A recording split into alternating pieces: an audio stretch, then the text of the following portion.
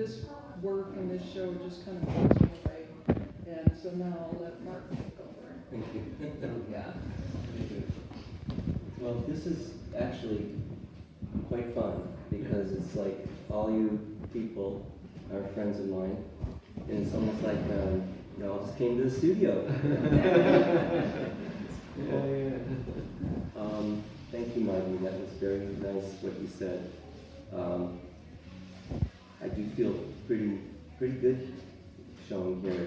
It's such a nice space, and Margie's easy to work with, and in the end, she's the one who kind of puts the finishing touches on everything. Makes me look good. So, yeah, thanks again. So here we go. This is about 4 years worth of work. Started this like before the pandemic. This is also kind of a scaled down version of what you would have seen if you walked into my studio a few months back. Where it was just stacked in there. It's crazy.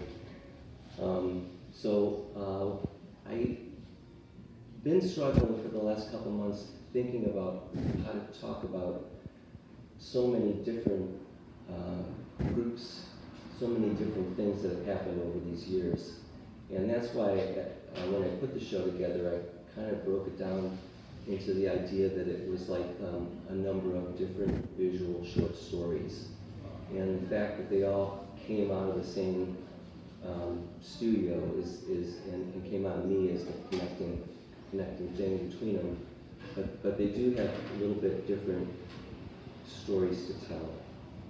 So I wrote some reflections, I'll call them, on the different groups. And I thought what I would do is kind of, especially since there's so few of us, kind of walk you around from group to group, and I can read you one of these reflections that I've written about them, and then you can ask me questions if you have any. And then we can just go from group to group instead of waiting till I'm done, blabbering on.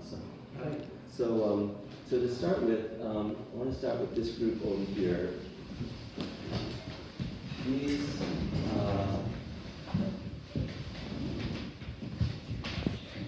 These four are some of the.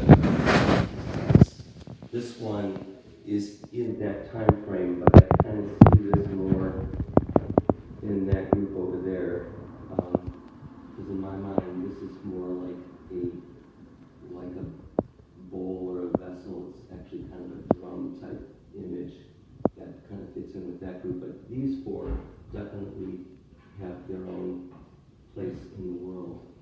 And these ended up being kind of the transition work that took me into all these other things that I did in the last 3+ years. So this is more like what I was doing with some changes, and then it just opened up all these other possibilities for me. So what I wrote about these, I call this group White Light. Walking into a landscape filled with white light, I followed the pathways forward. Crossing the boundary lines, movement was slow and silent, space expanding in all directions. Only when I stopped did it become clear I had arrived. So these are really kind of like, a lot of my work is quiet, but this is as quiet as I got before I decided to get loud. To get get crazy. So I don't know if anybody has any questions about. So when you were doing this group, Mark, was it obviously you're just working on one piece and there's your focus? But did you see this group coming together as a group, or did you think, what's the next one, or how does this one fit in with the last one I just did? Right.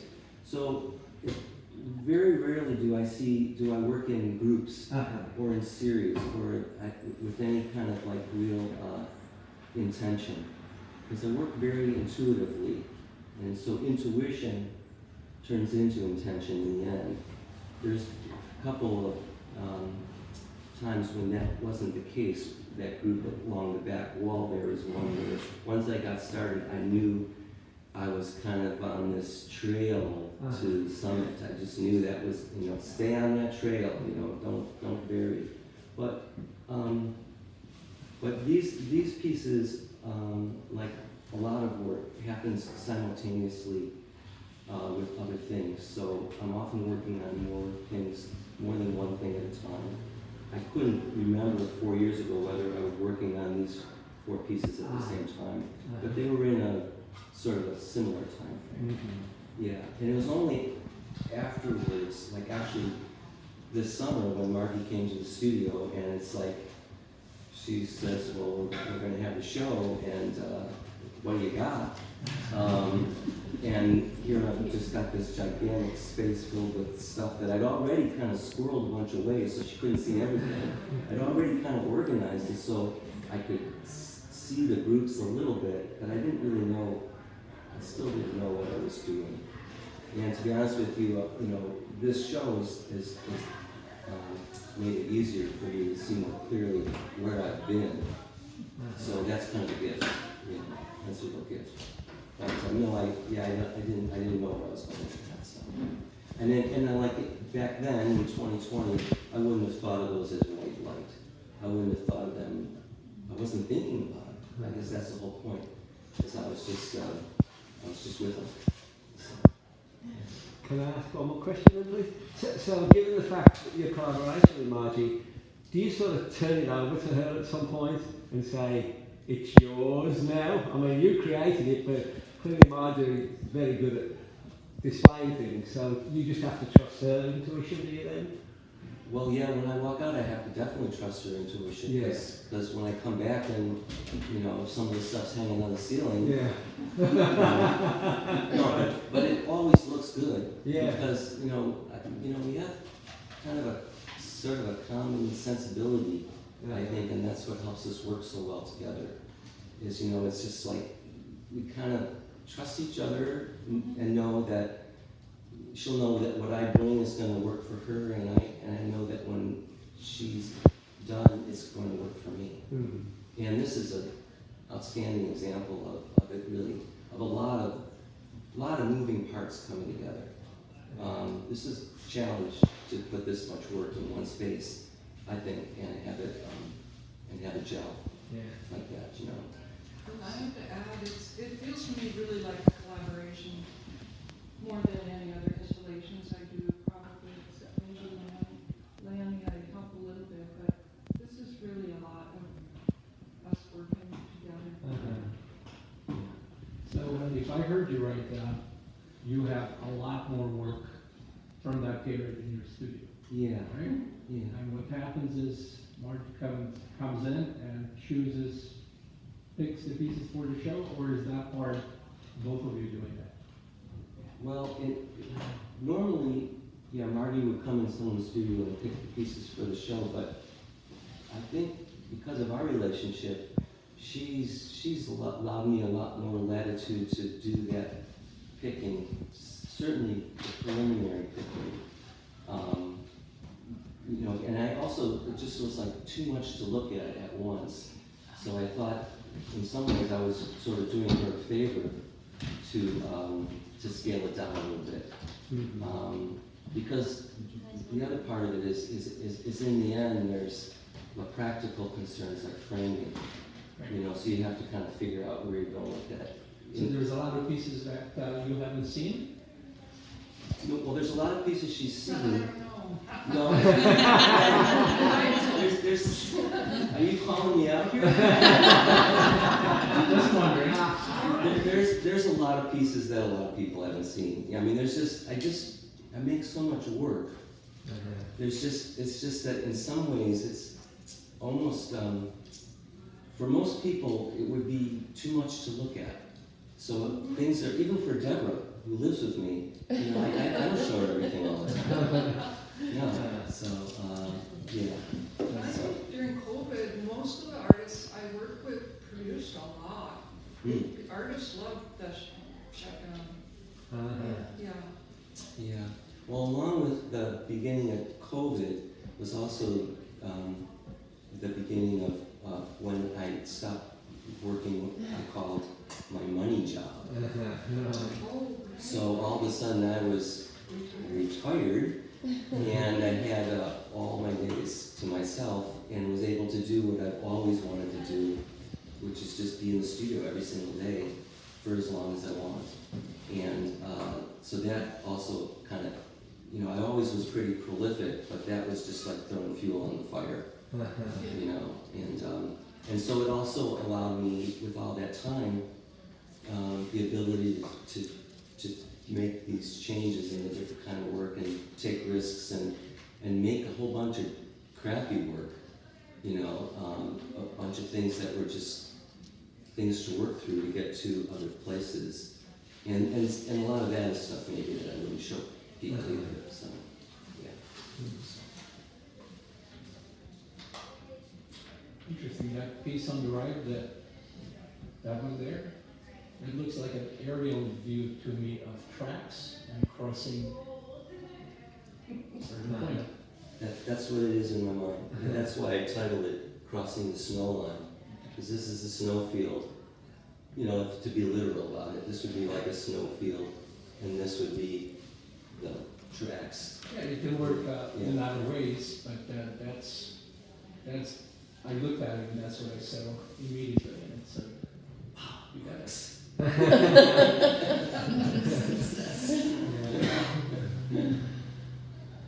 All right, let's move on. So these were also early pieces, and then these pieces were these kind of scanned like say 2020, 2021. So these kind of were going on a little bit when those were, and then they moved a little bit forward when the other pieces sort of slowed down. And this group, I kind of consider storage or storage bowls. That's kind of how I look at them. And that piece that I pointed out before, that drum piece up there, was kind of part of this group in my mind. I think it looks really good over there with those other pieces, but just for speaking purposes. So storage. I came across a cabinet left untouched for years. Upon opening the doors, I discovered old bowls and baskets lining the dusty shelves. At one time, they appeared to have been used as receptacles for relics waiting to be released back into the world. What remains are the markings and memories of what had once rested inside.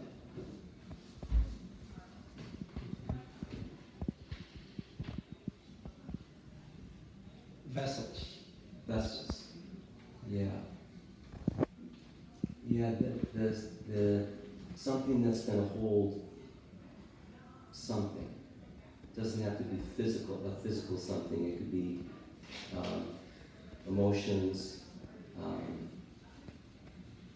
thoughts. They feel incredibly private to me, especially compared to this work here. And even this work. These feel like there were some important things in the vessels. Yeah, I agree with you. That's interesting. That's a really great observation. Why is that? Is it more tactile, more touched and handled, or? I think from my perspective, it's when these things kind of emerged for me, they already held these things, whatever it was that they were holding. I think that's part of what brought these things into being in the studio. Yeah, and then some of the titles that I kind of stuck on there were attributed to like meditative things, like this one's called Singing Bowls, and this one's called Collection Bowls. So yeah, I had a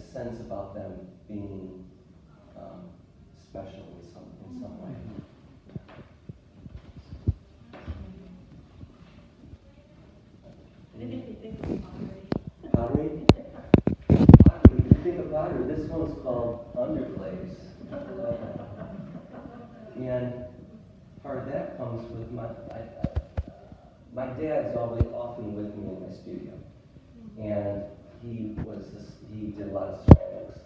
And so when this piece emerged, it was sort of like, oh, there you are again. Influencing me. Because I could see, I could see the underglaze in there, the underglaze, in the literal sense, being, the paint that's on there and the raw wood being the Because I always think there's a spirit in the pot that's always there. The spirit that's always there? Yeah. Yeah. Here's another place for it to emerge too. The one that really jumps out at me of this collection is the one with, it looks to me like, you call it something else, This woven one? plume, yeah. Woven plume. But it's like the other ones are all so quiet and they kind of contain whatever is in them, and that one is like got a lot.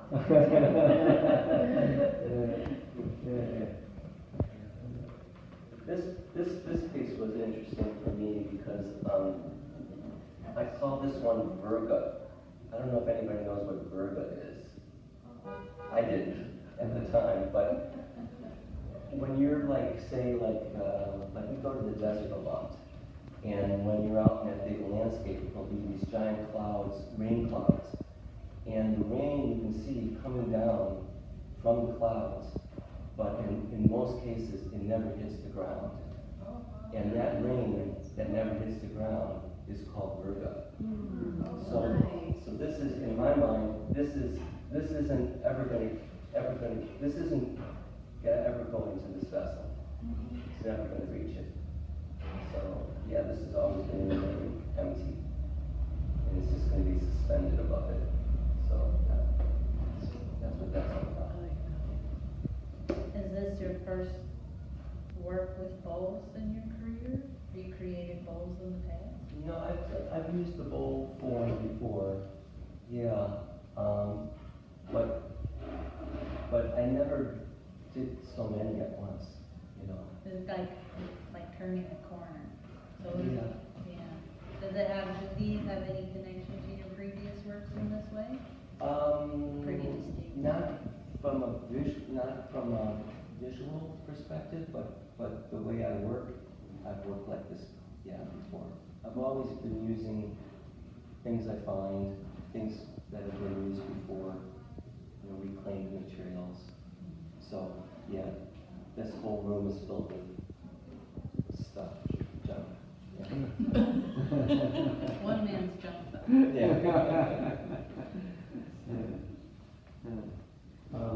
Then the next group are these pieces over here. There's these 5, and then there's one on the window facing out. But it's got a similarity to say this one. And this group I ended up referring to as floating on the wind. A group of instruments was passed down from generation to generation. They were used to accompany the ritual of storytelling with their unique quality of sound. The wind moves through and around them, leaving traces from other places imprinted with messages from the past.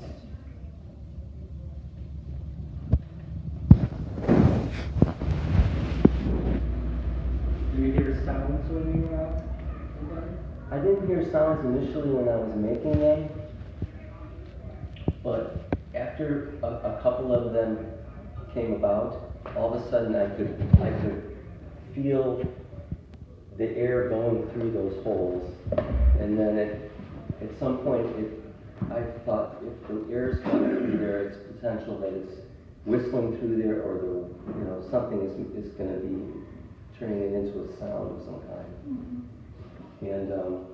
And they this group, this kind of came together all in a pretty concentrated time. It was just like one after another almost, it seemed. And they all seemed to be just another one, I guess. Yeah. and these are all wind instruments. That's what they ended up being in my mind. They aren't really wind instruments. Deborah said that to me earlier. She goes, people are going to think you can play these things. They look like piano keys. Piano keys. Or the bira, you know, the African songs. Right. Yeah. Or a flute. Yeah. I know, Mark, it reminded me of the piano that you were given and you had in your studio, and you're like deconstructing it from like different pieces, different sides. Yeah. I mean, I know those aren't Yeah. parts of that piano, but that's what it Yeah, I did take a big player piano apart years ago, and I've used those pieces quite a bit. In fact, there's a few of those pieces from the piano here, like these red pieces and this piece are from the piano. And I would have to think that on an unconscious level, I created these little pieces, not the holes. The holes were made by time and weather. But I saw these pieces somehow in the raw material that I found. And I think that working with that piano for all those years, I might have unconsciously been drawn to the fact that those were key-like. And so, okay, let's put this together. So, yeah. This is from the piano, these felt pieces. That's from the piano. So the piano is still there. There's an additional element that I sense that has to do with carrying. Is that Carrying around, yeah. This one and the piece in the window, which has a similar kind of handle look to it. Those were the first two pieces that came about, and I think on some level I was trying to find some way to use it, I guess, and a handle. also the one on the very top there has? Yeah, and that one, then that's a one that ended up with one too. So, yeah. Where do you collect the wood? So this wood came from a compost bin. Years ago, the Did city they know gave you were in it? No. This is cedar pieces. The city years ago gave away these free compost bins that were made out of these slats of cedar that went down these metal holes. 2 slats this way, 2 slats this way, and so it held itself together. And then you were able to pull it out of the ground. And anyways, I had one of those for years and years, and finally it just deteriorated. But when I took it apart, I saw these 1x2s with these really nice holes in there and held on to them. Now that's probably maybe 15, 20 years ago, but eventually their voice came out. So I took those pieces and then cut them up and used them in this way. And that's where the metal went through. Yeah. I have 2 questions. Yeah. What is the round piece on the bottom? We were trying to figure out where that came This from is- earlier. That's from a croquet mallet. Thank you. Secondly, in some of the wood, did you paint the red or did it come naturally as you painted it? Because it shows up lamps all the time. The red is mostly found, and then reworked. The surface is often reworked. Yeah, and in some cases, some of the red wood came from old work of mine, work that I'd already put together and taken apart, and then now it's something else. So. You're reclaiming your own. Reclaiming my own work. I like that. So some of those things I didn't show Margie, those may end up in some work I end up showing her, but it'll be in a different form.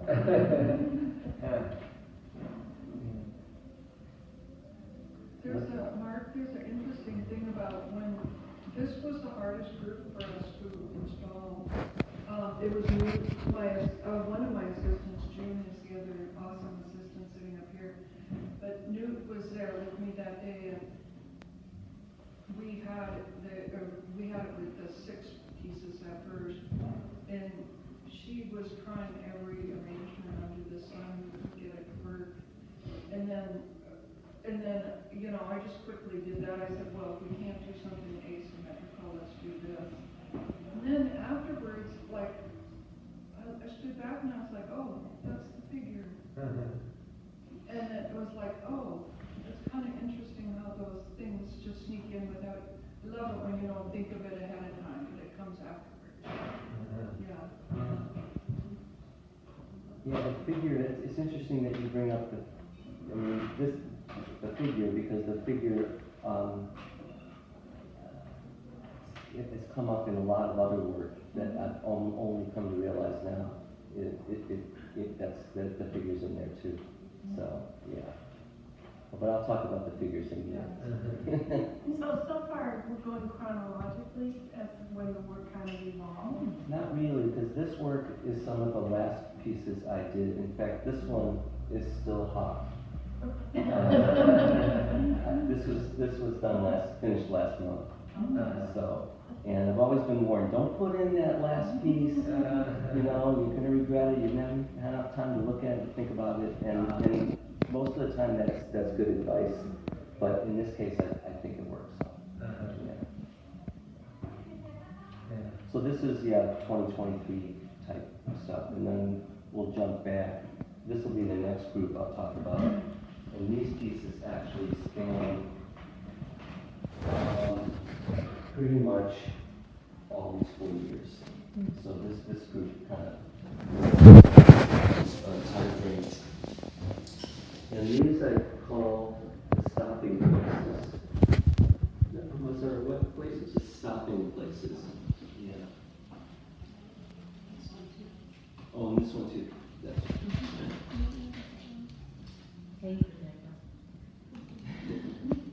I've spent 3 years of traveling, moving in various directions, many unknown and remote. Along these routes I've paused to find markers and shrines left behind from those who came before me. These emerged as the stopping places along the way, each one a chance for reflection.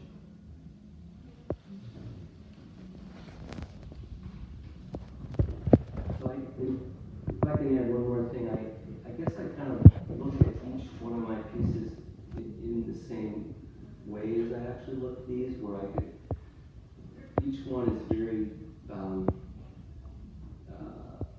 unique and reflective in itself. Like one piece on the wall for me would be plenty to be with at once.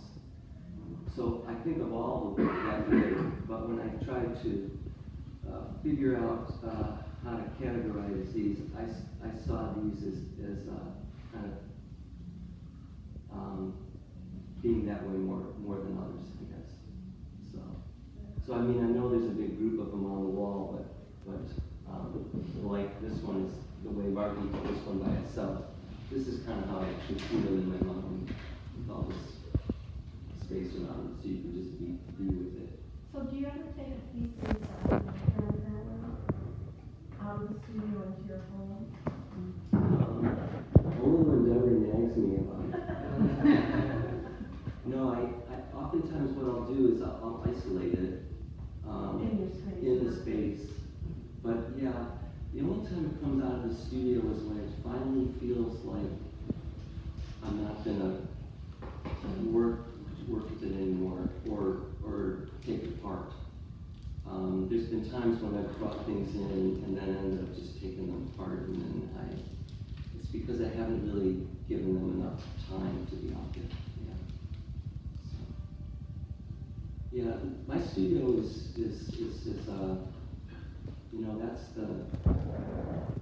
that's the special place, and if it can pass that test, then it's and then hopefully if it's something that really works well, then when I bring it inside, it becomes even more exciting for me. I can see why you think think that way, particularly that group there, because it's a large group, and clearly that represents, you know, an amazing amount of time you put into it. That must be, I mean, for us, we're coming in and we slowly pass our eyes over them, but you've got something very connected with all those, so when you sit on the wall, it's like, boom! The whole 9 yards is coming at you, you know. That is a lot. This is a lot, I think, to ask anybody to look at this show. And I kind of understand that, and I'm kind of hoping that when someone walks in, they're going to gravitate at least to one group or another, or a couple groups, because they're naturally drawn to, say, work on paper, or they're naturally drawn to wood, or you know, they get a giggle out of these figures, whatever. But I think it's a lot to ask anyone to come in here and really look at 40-some pieces like this. Mm-hmm. Yeah. So thank you for looking. You know, on the other hand, if you have more of them in proximity like this, you see things that you perhaps wouldn't see individually as connections. That's true. Yeah. Yeah. You kind of get a dialogue going. Exactly. Yeah. Or the contrast, like the juxtaposition. Yeah. It's very cool. And then you're able to see more some of my relationships, the things that go on with me in my work in general by being able to see so many at once. There's overlap in things that shows up again and again. But there's also that element of when you work on these, you spend a lot of time on it, and you have a relationship with the piece that is much closer than someone like me who comes into the space and I don't have a dog in this fight. Yeah. I'm just looking. You know what I mean? Exactly. Yeah.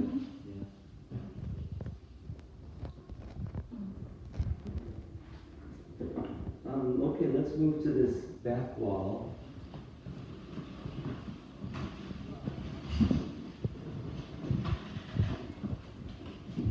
This, like I said earlier, this is, when I started doing these pieces, I knew that I wasn't going to stop until I could tell all the possible stories I could around this. And this group I call Ironwood. Ironwood. I began these pieces imagining sitting down for a cup of tea with my grandmother Anna, though she had passed away long ago when I was young. The cups became a symbol of our connection. In some images, the cups emerged as pairs, a common dynamic for dialogue. I thought about conversations I may have had with her, with questions I wished I'd asked. In this work, I'm transported to the Upper Peninsula of Michigan, Ironwood, a small town of wooden houses with its slow-moving pace. Scenes often appear on spare tabletops covered with aging linens, reflective of her life as I remembered it. Throughout it all, Anna's quiet spirit joined me in what turned into these many cups of tea.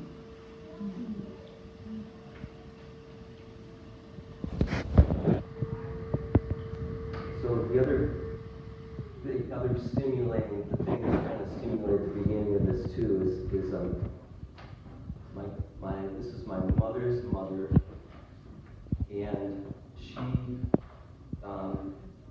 she and my grandfather had very little means, but for some reason she had a tea set made in Japan during the war, one of those hand-painted sets. And when she passed, nobody in the family wanted it, so I took it back with me to Seattle.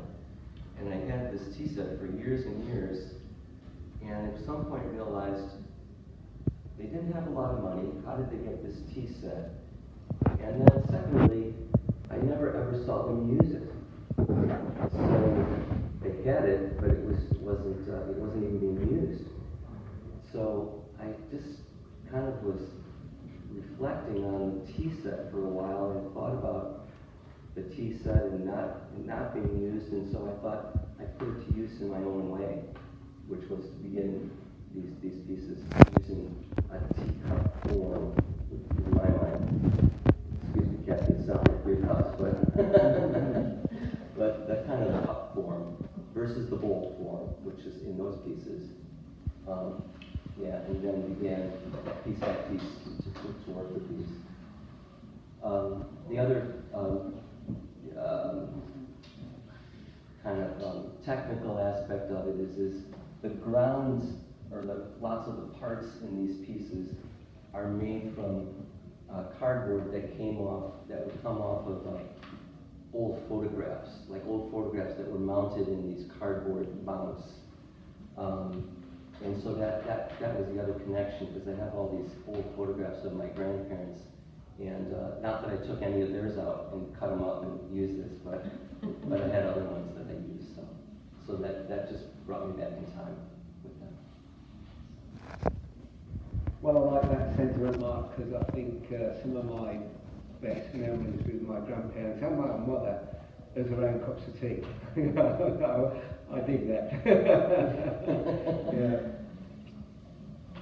Yeah, she was a very quiet person. She hardly spoke, but obviously still carrying that connection with me. Mm-hmm. So I'd have to say, of all the work in the show, this is the most personal work, the work that I can connect with on that real personal level. And I think that's one reason why I framed out so many of them, because I had a few more, but I really thought that it needed to have a strong presence. Mm-hmm. So.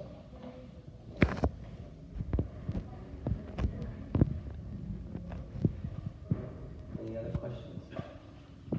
I was making a comment just because I so love these, and they have such a beautiful, people that come in really working out just so much great feedback on the whole exhibit, but they have this kind of beautiful transparency to them that sometimes feels like delicate teacups or something, but the way you laid the charcoal and the cardboard, it's just quite amazing, little suite of words.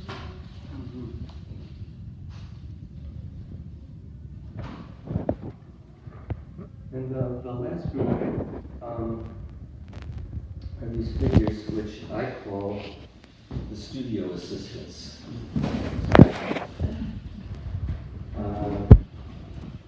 The studio assistants. In the fall of 2020, we had some serious plans of moving from our house in Seattle. With any move, you think about what to take with you and what needs to remain behind. My studio of over 25 years contained many materials I've incorporated in past work but felt I could no longer use in what I was exploring now. Instead of discarding them, I began to construct these playful figures, tapping into the young child in me who found people and objects appearing from this pile of scraps. I jokingly began to refer to them as my studio assistants, knowing I would never employ nor need the real kind that some artists have. Still making them now, they have emerged as an eclectic cast of characters. It appears that my assistants have kept us from moving, weighing in persuasively for staying in our house.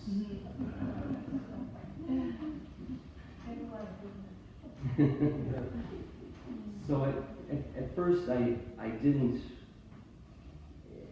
when I was trying to figure out how to sort this out, at first I kind of decided in the end that these figures just wouldn't fit in with everything.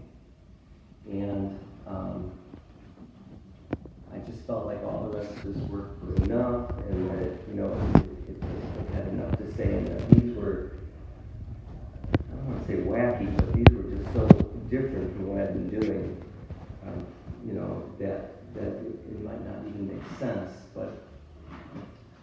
convinced me that these would work really well in the show, and she was absolutely right. Because, you know, nothing else, they're a little bit of comic relief from some of the seriousness and some of the other stuff. But I mean, it helps to break the wall, the space up, and everything. And then the last realization is that these began around the same time as those first pieces that I talked about. So these pieces have been going on throughout all these past almost 4 years.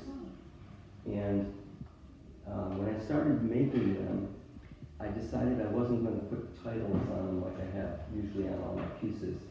That, you know, I did like about 4 or 5 at first, and I thought, oh, this is kind of fun. I think I'll just number them. So, you know, the first one was 1. This one was 2. So now there's over 100 of them. Yeah. So, and to me, that just makes it even more fun. You know, because for some reason, I'm not running out of these scraps, these materials, and I keep seeing these images and things, and so, you know, why not keep having fun? So, yeah. And a good call on Margie's part, Mainly for me, because they're loud. You have, you know, most of your work tends to quiet. These things are animated. They're alive. I especially love the couple because it looks like they're holding hands. Yeah, they got personality. They are animated. They are loud, and I think that's one reason why I was so self-conscious about putting them in the show, because I'm not a loud person. and it's sort of like, no, you can't see that side of me. You know, although some of you know that I can be loud. But yeah, so the other thing that these pieces let me do is it let me just do whatever the heck I wanted to do. So I mean, I'm screwing around with these things, so, you know, that's stuff down, that's right. So this is you know, I just decided I'm going to put these two together with a hinge. You know, I'm not going to try to soften the edges, I'm not going to try to hide the nails, you know, I'm not going to try to show somebody that, or give the impression that that's the way I found it, like I do in a lot of other pieces, creating these images that look like I could have just picked them right off the street or something. I'm just letting it all show, and that's been really freeing. That's been really freeing. So. There's part of you there that you don't show in any other work here, and that's the sense of humor. Yes, yeah. It really comes through. Occasionally you'll see a funny title, but yeah, otherwise it's yeah, a sense of humor is hidden. I liked I was reading the book that was over on the counter, Margie had it back there.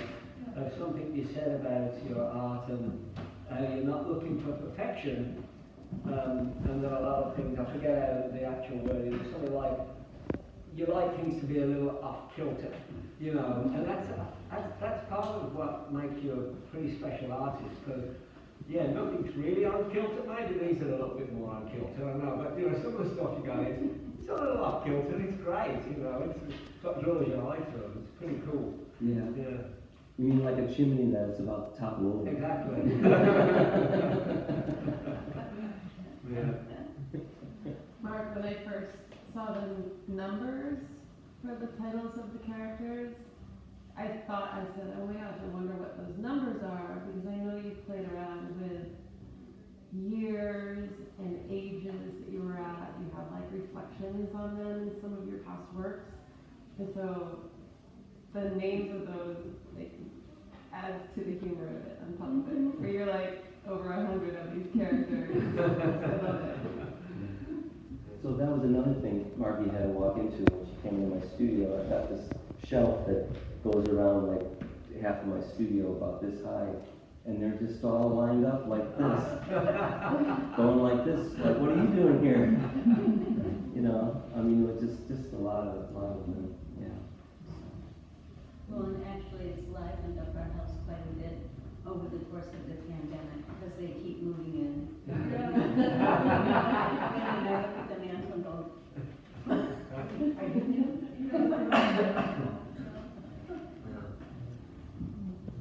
So the piano, the piano that I took apart, it's present in these pieces too.